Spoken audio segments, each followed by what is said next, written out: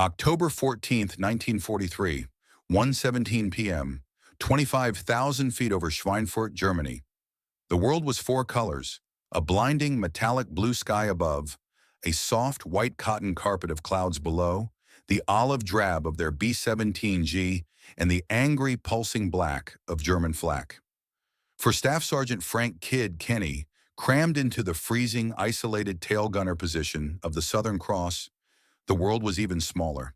It was a 2-foot by 3-foot coffin of plexiglass and steel, vibrating so violently his teeth ached. The temperature outside was 40 degrees below zero. The temperature inside was just a few degrees warmer. His electrically heated suit had failed an hour ago.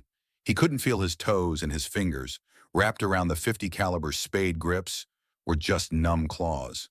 But the cold wasn't the enemy. The cold was just the stage. "Kid, you see anything?" The voice of his pilot, Major McGrath, crackled in his ears, thin and distant.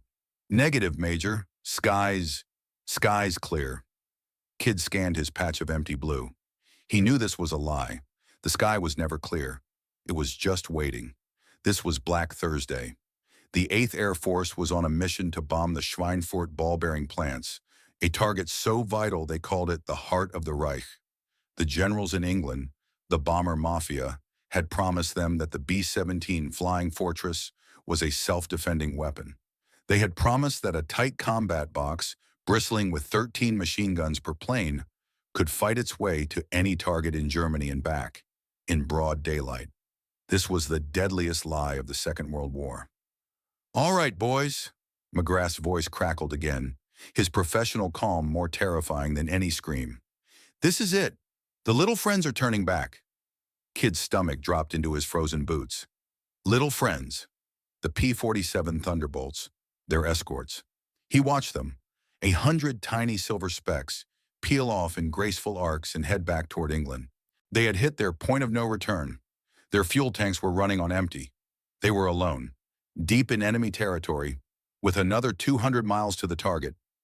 The intercom was silent for exactly 30 seconds. It was the silence of men who knew what was coming. "Bandits," the waist gunner called, his voice cracking. 2 o'clock high." "Roger," said the ball turret gunner, his voice muffled. "I see 'em. Oh, God, I see all of 'em." What had been empty blue sky a moment ago was now a swarm of angry black dots, growing larger by the second. They weren't just dots. They were the wolves. Focke-Wulf 190s and Messerschmitt Bf 109s, the elite of the Luftwaffe. They had been waiting, circling just outside the P-47's range, letting the Americans bleed their escorts dry. "Here they come," McGrath said. "Stay tight. Hold your fire until they are in range. Kid, watch the tail." "Roger," Kid whispered, his breath fogging the small patch of glass in front of his face.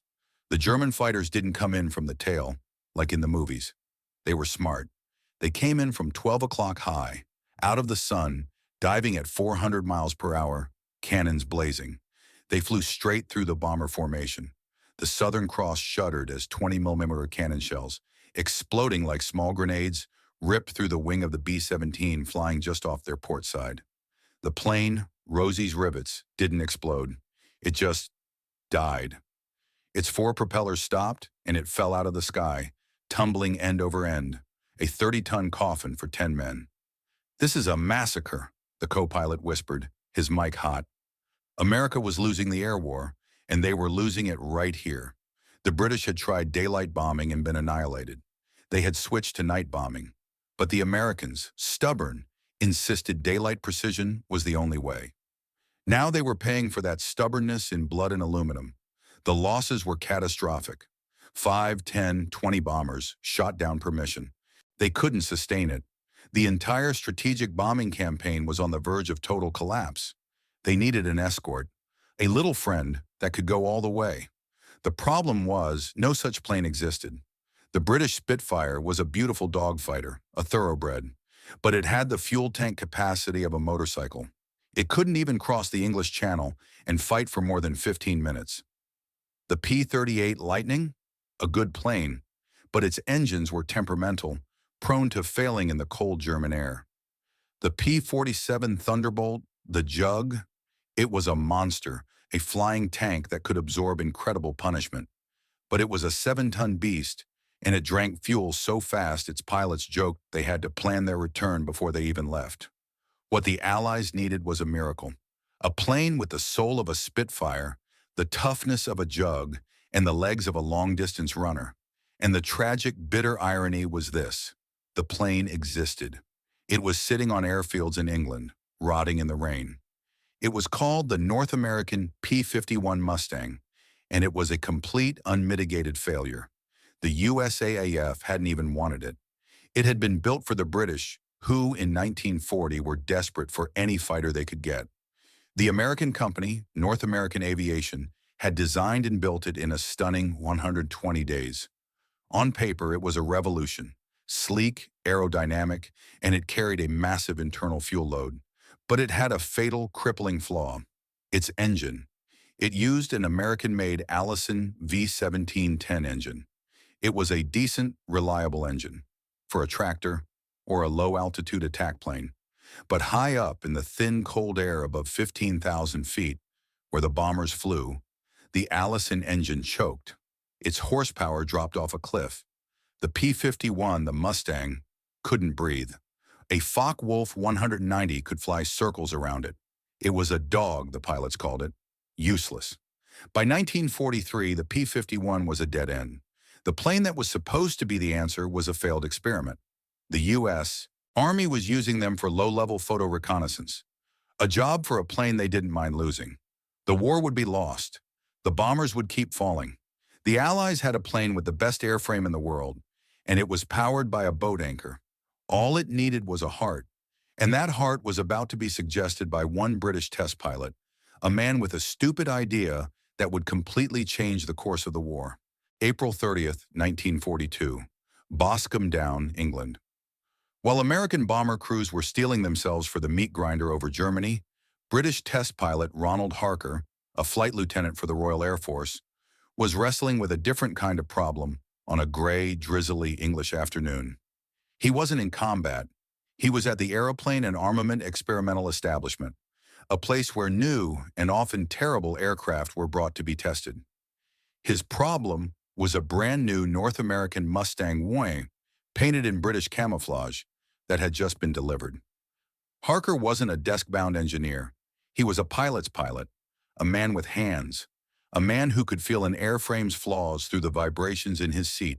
And as he threw the Mustang around the sky, he was completely, utterly baffled. Below 15,000 feet, the plane was a revelation. It was a missile. It was faster than a Spitfire, handled better, and had a revolutionary laminar flow wing that seemed to want to fly. It was, he thought, the most perfect airframe he had ever flown. Then he pushed the nose up. He climbed. At 18,000 feet, the Mustang changed. It wasn't a thoroughbred anymore. It became a draft horse. The Allison engine, that reliable American lump of iron, began to gasp for air. The horsepower bled away. The plane became sluggish, unresponsive. A pig. "She's a bloody dog up here," Harker muttered into his radio, his voice a mix of awe and profound disappointment. "An absolute angel downstairs, but a bloody dog up here." He brought the plane in for a landing, the wheels chirping on the wet tarmac. He unstrapped his helmet, his mind racing. He was a man possessed. He had just flown a plane that was almost the most brilliant fighter in the world. Almost. The frustration was a physical ache. He walked into the dreary, tea-stained office of the facility's chief engineer, a man named F.W. Wilf Winterbotham. "Well, Harker, what's the verdict?" Winterbotham asked, not looking up from a set of blueprints. "Another American disappointment, I presume?" "No, Wilf, that's just it," Harker said, running his hands through his hair. "It's not. It's brilliant. The airframe, my God, the airframe is 10 years in the future. But the engine is a bloody boat anchor. The Allison," Winterbotham grunted, finally looking up. "Yes, we know. Good for scaring sheep on the deck. Useless for killing Huns." Harker paced the small office, the energy vibrating off him. "We're using them for photo recce. We're strapping cameras to the most advanced fighter chassis in the world and using it to take pictures. It's a crime. It's like using a racehorse to pull a milk cart." And what precisely do you suggest we do, Ronald? Winterbotham asked, a patronizing smile on his face. Send a sternly worded letter to our American cousins? Ask them to please invent a better engine? They don't have one. Harker stopped pacing. He looked Winterbotham dead in the eye. This was the moment. The stupid idea. It was so simple, so obvious, that it was almost certainly impossible. No, Harker said, his voice quiet. They don't have one, but we do. Winterbotham stared. You can't be serious. The Merlin, Harker said, the name hanging in the air like a sacrament. The Rolls-Royce Merlin 61, the one we just put in the new Spitfire non-on. Two-stage, two-speed supercharger. It's the best high-altitude engine on Earth. Winterbotham dropped his pencil. It rolled off the desk and clattered on the floor. He didn't pick it up. He just stared at Harker as if the man had just suggested strapping wings to a badger. Ronald, he said, his voice dangerously quiet, are you mad? You want to take our most vital strategic asset, an engine we are building by the thousands for our own Spitfires and our own Lancaster bombers, an engine the Yanks can't even get, and you want to, what? Give it to them? Stick it in their failed airframe? It's not a failed airframe, Harker insisted, his voice rising. It's a brilliant airframe with the wrong engine. Put a Merlin in that thing, just one, and I'll wager it'll outperform a Spitfire at 30,000 feet. It's impossible, Winterbotham said, laughing, a short, barking, dismissive laugh. This isn't a bloody tractor pull, Harker. You can't just swap engines. The mounts are different. The cooling system is different. The entire front end of the fuselage would have to be redesigned. The propeller, the center of gravity. It's a stupid idea, Ronald. It's a fantasy. Then it's a fantasy worth having. And who, Winterbotham said, leaning forward, is going to authorize this Frankenstein's monster? The Air Ministry? They're screaming for more Lancasters. Rolls-Royce? They're working 24 hours a day just to meet the Spitfire quota. They'll laugh you out of the building. They'll say you're a lunatic, a tinkerer playing with toys when there's a war on. This was the brick wall, the bureaucracy, the they laughed moment. The idea was simple, but the logistics were a nightmare. It was worse than a nightmare. It was a political impossibility. The Americans would see it as an insult, that their engine wasn't good enough. The British would see it as a waste of a precious, war-winning resource. Ronald Harker, the test pilot, the man who flew, was suddenly a salesman, a politician, an evangelist. He had seen the future at 10,000 feet, and he had seen it die at 20,000. He refused to let it go. Fine, Harker said, his eyes hard. Don't tell the Air Ministry. Don't tell the Yanks. Let's just do it. Here, quietly. We have 5 new Mustangs on the field. We have a few spare Merlin engines in the maintenance sheds. Give me a small team. A skunk works. Let us tinker, as you say. What if I'm right, Wilf? What if one stupid engine swap could change the whole bloody air war? Winterbotham stared at him for a long, agonizing minute. He looked at the blueprints on his desk. Plans for a new tailgun turret, a minor, insignificant improvement. Then he looked at Harker, a man radiating a lunatic's certainty. I can't get you a production engine, Winterbotham said, his voice barely a whisper. But there's a Merlin, one of the new 60 series, in that crashed Spitfire behind Hangar 4. It's damaged, but the supercharger is intact. Harker's heart hammered. That's all I need. You'll get no official resources, Winterbotham continued, turning back to his desk, already distancing himself from the decision. You'll work on it in your own time. The paperwork will say you're testing structural integrity. If the Air Ministry finds out, this conversation never happened. I was never involved. And you, Harker, you'll be flying supply ferries to Scotland for the rest of the war. Understood, Harker said, a wild grin spreading across his face. Don't thank me, Winterbotham grunted, not looking up. You're a fool. You're chasing a ghost. Now get out of my office. You're wasting precious daylight. Harker walked out of the office and into the drizzling rain. He was a fool, a lunatic. He was about to perform unauthorized back-alley surgery on the most expensive piece of equipment in the war, and he had never been happier in his life. The experiment had begun. It began not with a roar, but with a screech, the sound of a rusted chain hoist straining to lift the 1,600-pound heart of a dead Spitfire. The Skunk Works Lieutenant Harker had been granted wasn't a proper facility.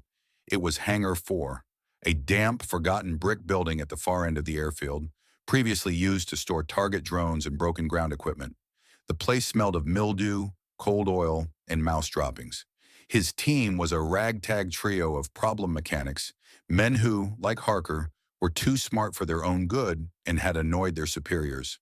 There was Taffy, a Welshman who could make a new part from scrap metal with just a hammer and an acetylene torch, and the Professor, a quiet, bespectacled man named Collins, who had been a watchmaker before the war and understood tolerances the others couldn't even see. For the first week, they just stared. They had the salvaged Merlin 61 engine, scarred from the crash, hanging from the hoist.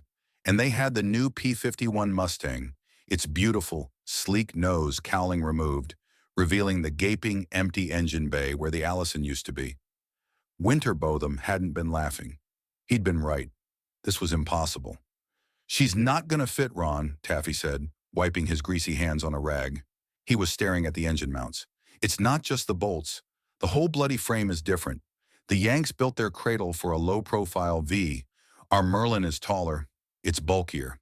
The supercharger assembly, it's gonna stick right out the top."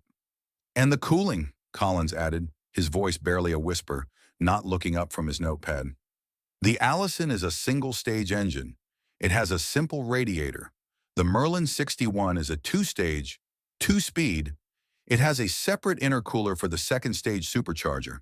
It needs twice the cooling. Where precisely are we supposed to put it?" This was the wall.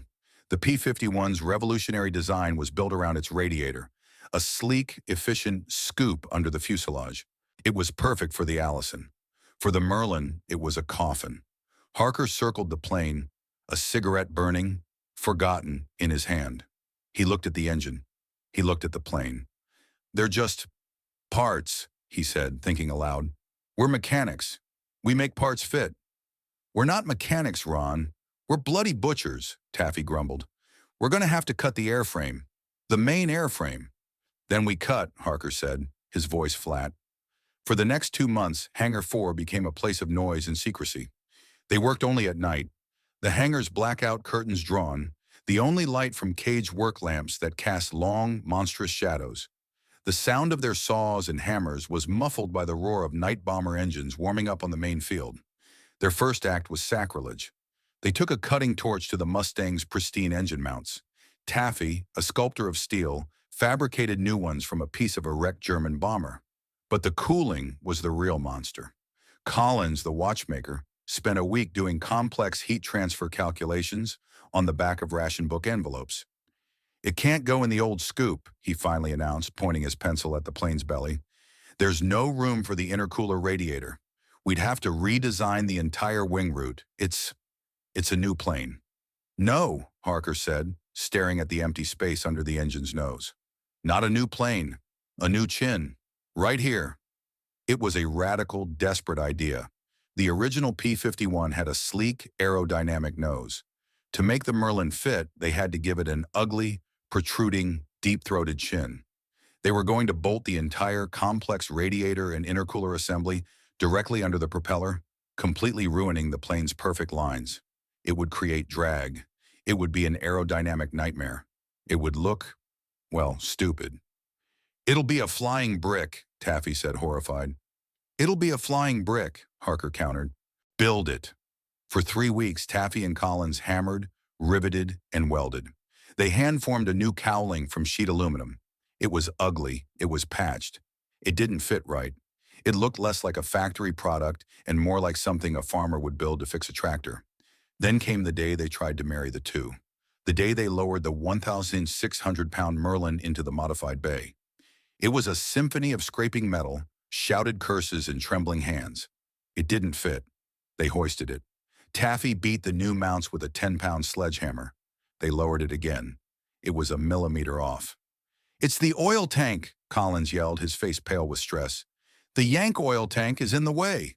"Get it out," Harker roared. They ripped out the original oil tank. They had no replacement.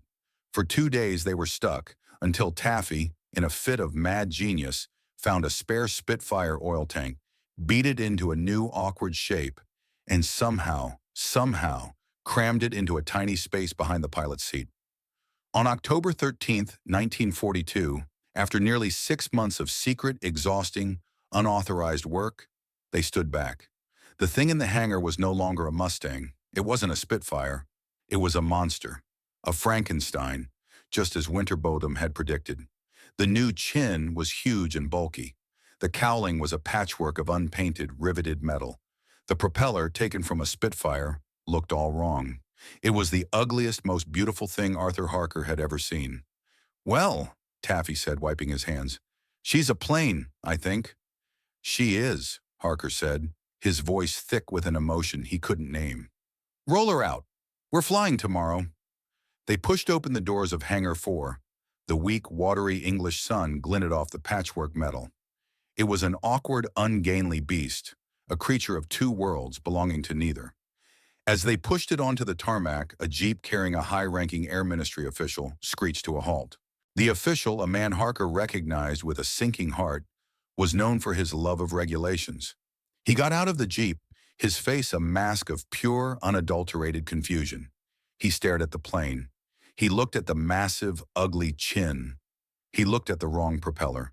He looked at the grim-faced, grease-covered mechanics. "Flight Lieutenant Harker," the official said, his voice dangerously smooth. "My congratulations.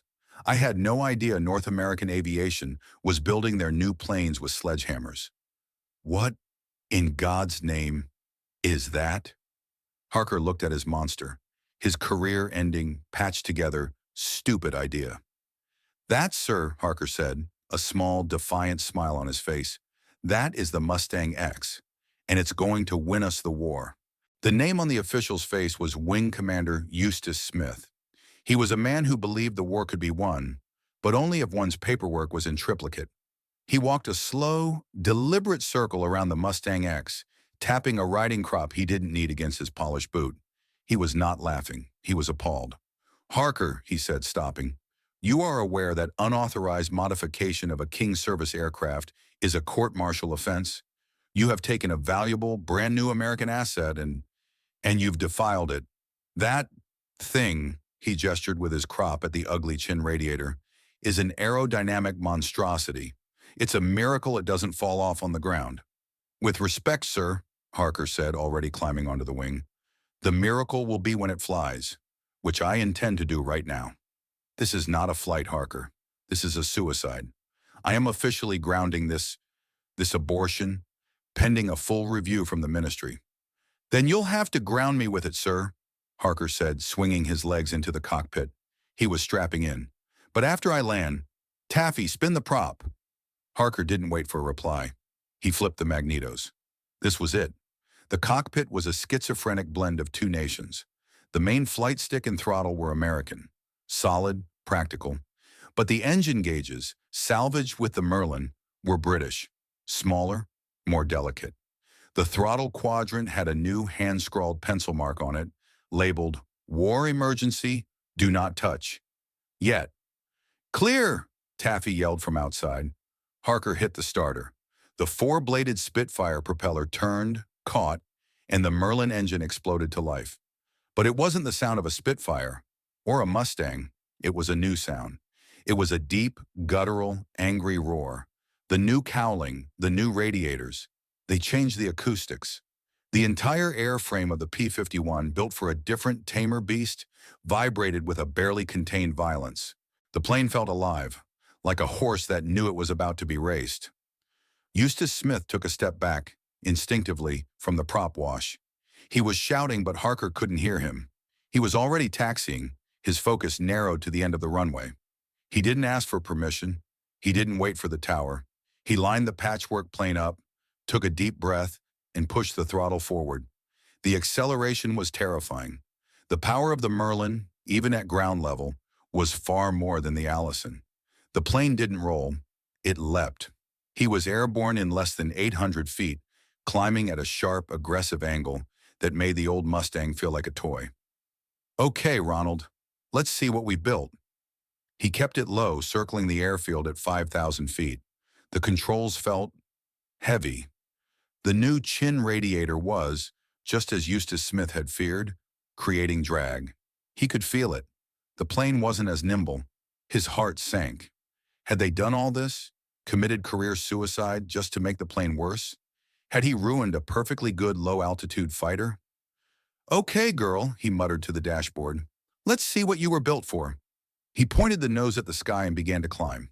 10,000 feet. The plane felt good, strong. 12,000 feet. Still climbing like a rocket.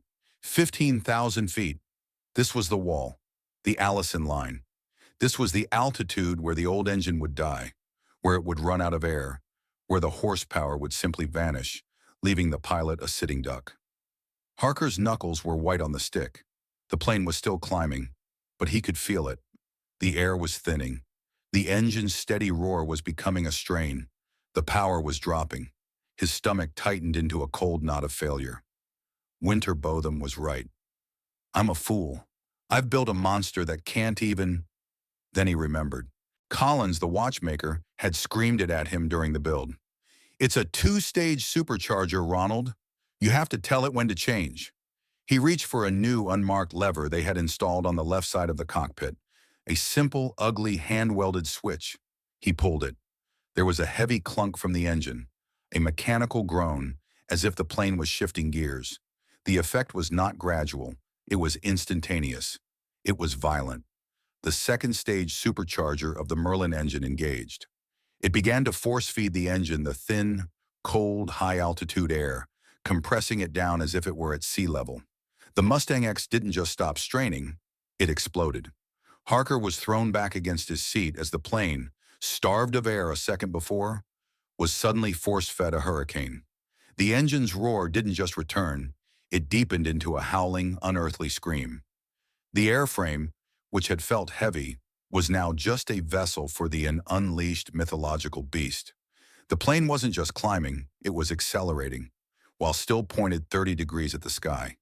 My God, he whispered, his voice lost in the roar. 20,000 feet. He shot past it in seconds. 25,000 feet.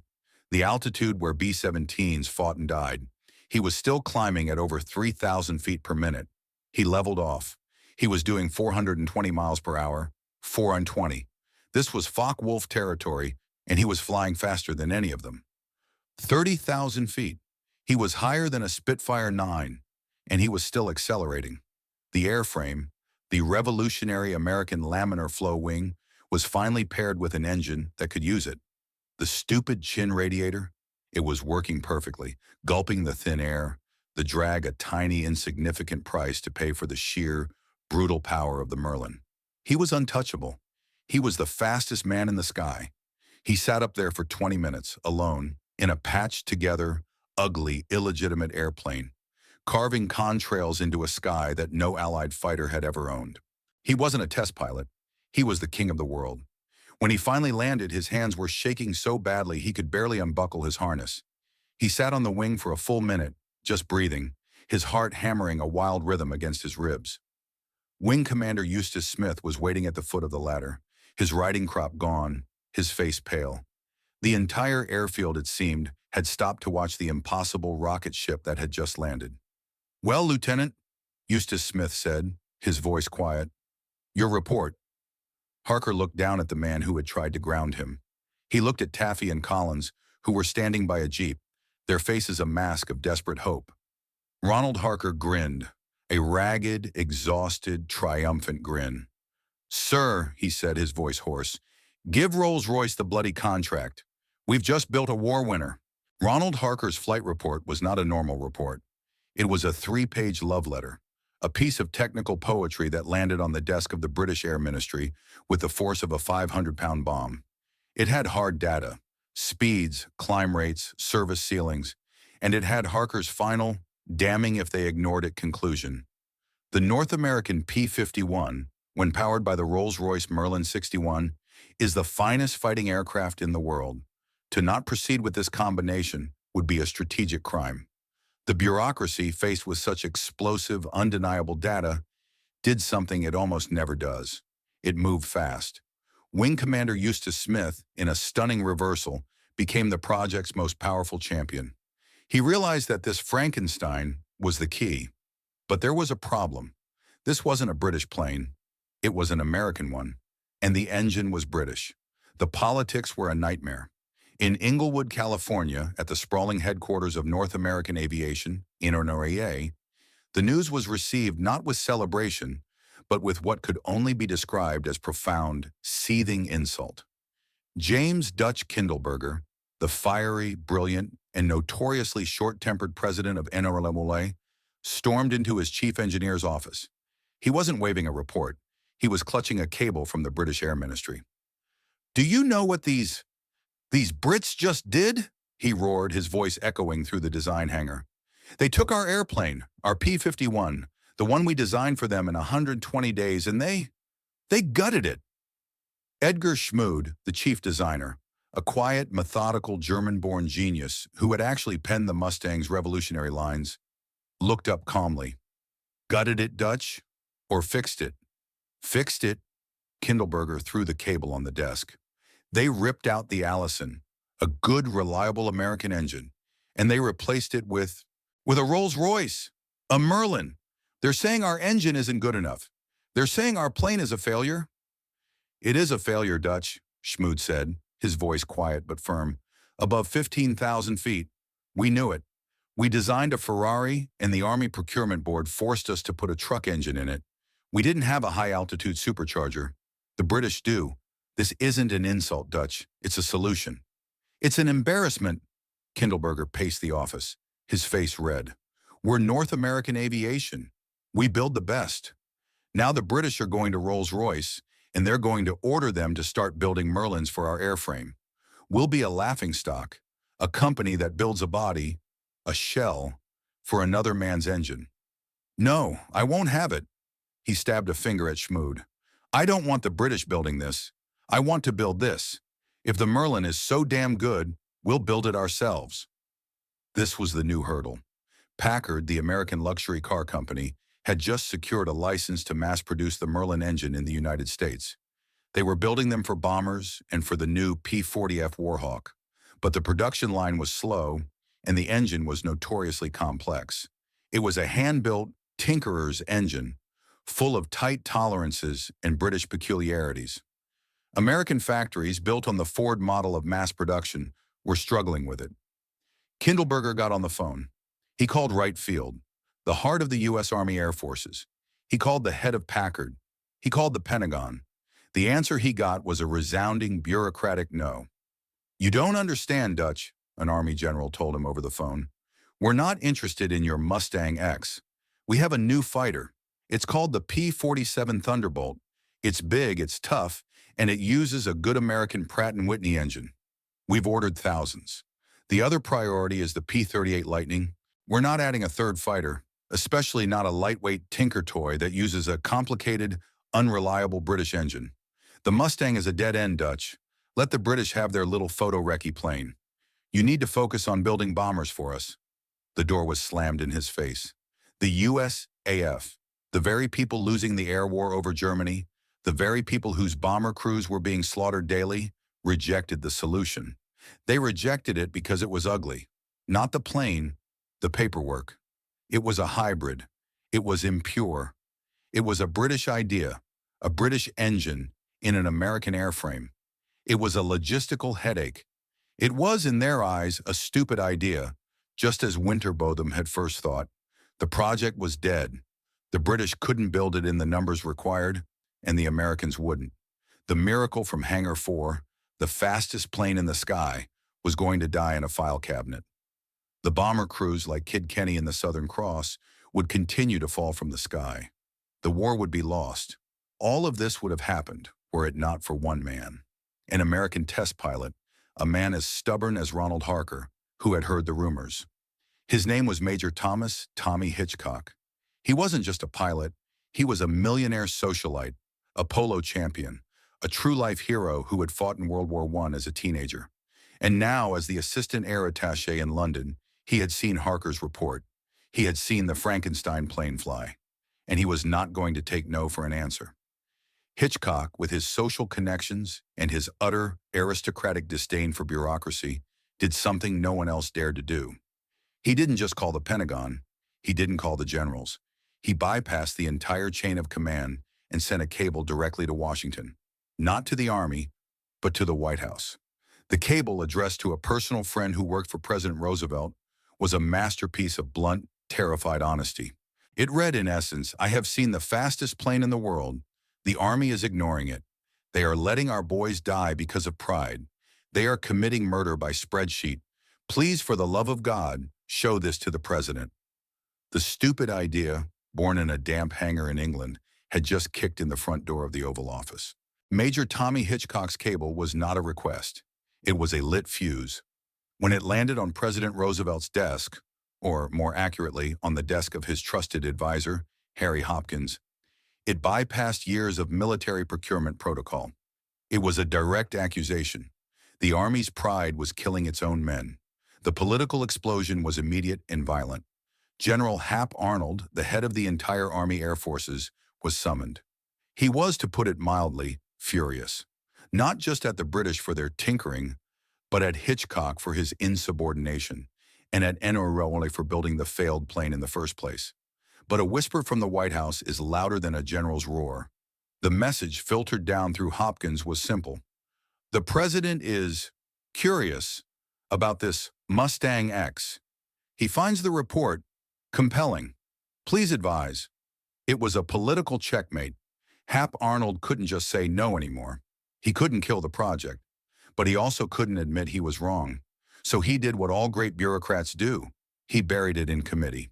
"We will evaluate the data," was the official reply. But Dutch Kindleberger, the fiery president of North American aviation, didn't wait. He was a gambler, a brawler who had built an aviation empire from nothing. He had seen Harker's data. He had heard the rumors of Hitchcock's cable. He knew, with the certainty of a zealot, that this plane was the future. He called his chief engineer, Edgar Schmood, into his office. He didn't have a contract. He didn't have government funding. He didn't even have official permission. "Edgar," Kindleberger said, "start the redesign, now." Schmood blinked. "Redesign? Dutch, the Army hasn't even approved the concept. We don't have a contract." "Screw the contract," Dutch snapped. "The contract will come. Right now we build the plane. The Brits in Hangar 4 proved it flies. They built a hot rod. You're going to build a weapon. Take their ugly, patched-up Frankenstein and make it American. Make it perfect. And make it so we can build 1,000 a month." This was a gamble that would have bankrupted any other company. Kindleberger was betting his entire corporation, millions of dollars of his own money, on an illegal, unauthorized, stupid idea from a British test pilot. Schmood and his team went to work. They didn't just copy the British Mustang X. They perfected it. The ugly chin radiator that Harker's team had crudely bolted on.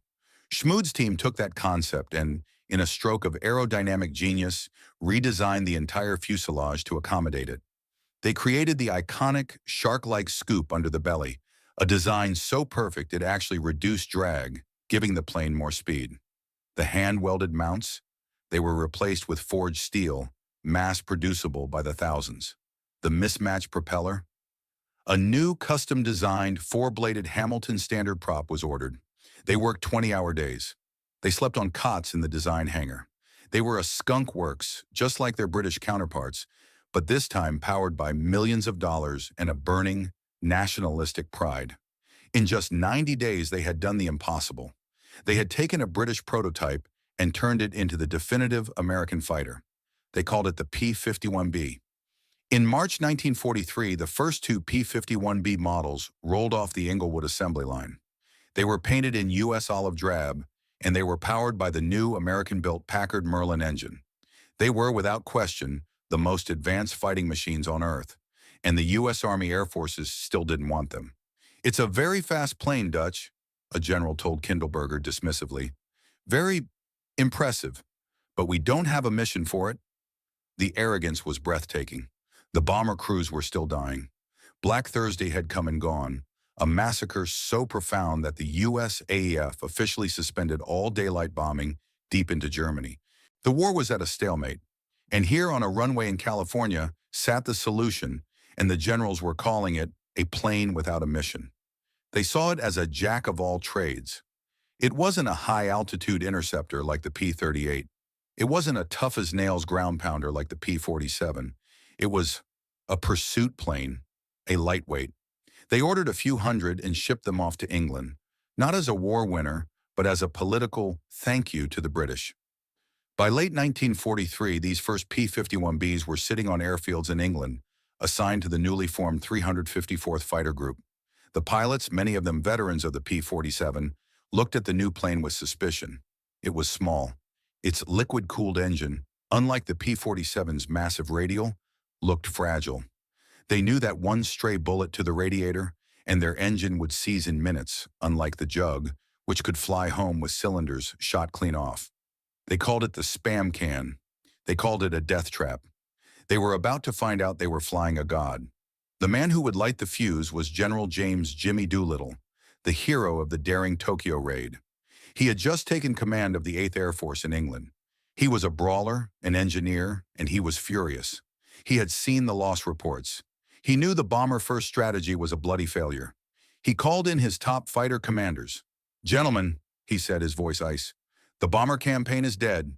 We have one job: kill the Luftwaffe. I don't care how. I'm taking the chains off."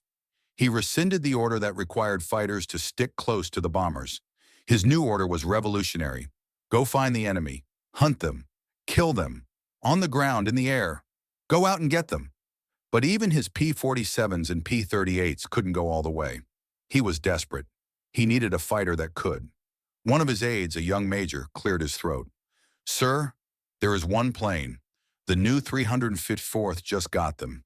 The P-51B, the one with the British engine. They say it has the legs." Doolittle, a man who had flown bombers off an aircraft carrier, was a man who appreciated a stupid idea. "Legs," Doolittle said. "I don't care if it's powered by rubber bands. Put fuel tanks on it. See if it can get to Berlin. See if it can fight." The P-51B, the tinker toy, the failed plane, the American insult, was about to get its one and only chance, and it was going to be over the most dangerous skies on Earth. March 4th, 1944, 30,000 feet, the skies over Berlin. It was a sight that had never been seen in the history of aviation. It was a sight that Luftwaffe Chief Hermann Göring had personally guaranteed his Führer would never ever happen. American bombers. Over Berlin, in broad daylight. But for the bomber crews, it was just another day of sheer, unfiltered terror. Below them, the Big B was a sea of flak and smoke. And in the sky, the wolves were gathering. Dozens of them. The Jagdverbände, the elite home defense squadrons, rising to meet them. On the radio of a lead Focke-Wulf 190, Major Dieter Luftholz, an ace with 70 kills, laughed. "Look at them," he barked to his wingman. "They are naked. The Dummkopf P-47s turned back at the border. It is a slaughterhouse. As always." He picked his target, a B-17 lagging at the back of the formation, and nosed his plane over for the classic high-side attack. Then his wingman's voice crackled, high-pitched with confusion. Major, look, 11 o'clock. Escorts!" Luftholz's head snapped to the left. He saw them, a squadron of American fighters. But they weren't P-47s. They weren't P-38s. They were small, sleek, almost delicate. He didn't recognize the silhouette. "They are Dummköpfe," Luftholz laughed. "They are lost. No Allied fighter has the fuel to be here. They are on fumes. They will not even fight. They will run. Break them. After me." He rolled his FW-190 onto his wing, expecting the new unknown fighters to scatter, to dive for home. They did not. They turned into him. The lead P-51B, flown by a 24-year-old captain from Ohio, didn't just turn, it climbed. It climbed above Luftholz's Focke-Wulf, a plane renowned for its climbing ability. It climbed with a speed and aggression that defied physics. Luftholz, the German ace, was suddenly, for the first time in his career, on the defensive. "What is this?" he screamed into his radio. He firewalled his throttle. The P-51 stayed with him. He dove. The P-51 dived faster. The shark-like aerodynamic scoop of the P-51B, the stupid chin that Schmood had perfected, was giving it an edge no German plane could match. He was in a dogfight with a ghost powered by a British engine he knew all too well, the Merlin. But in an American plane, it was impossible. The P-51 pilot was patient. He waited. He closed the distance. 400 yards, 300. Luftholz threw his plane into a desperate, wrenching turn, the G-forces threatening to black him out. The P-51 stayed inside his turn. Inside the B-17, the tail gunner, a kid just like Frank Kenny, watched the drama unfold. He had been bracing for the FW-190's cannon fire. But now he saw something new. They're staying, he yelled over the intercom, his voice breaking with a joy so profound it was almost a sob. The little friends, they're here. They're all over 'em.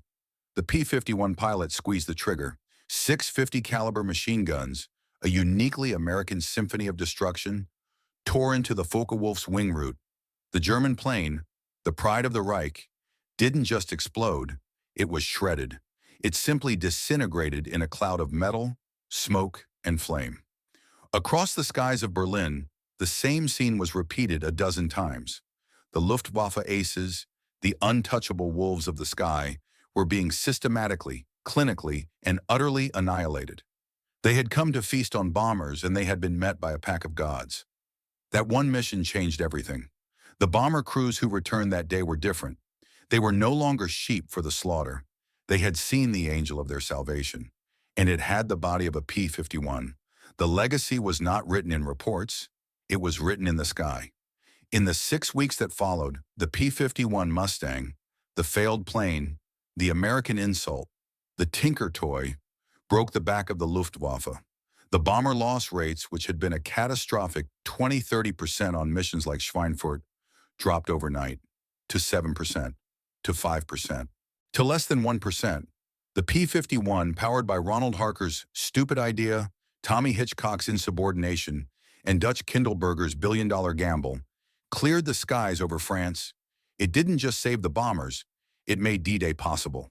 It ensured that when the Allies landed on the beaches of Normandy, they did so under a sky that was completely, totally, and utterly theirs.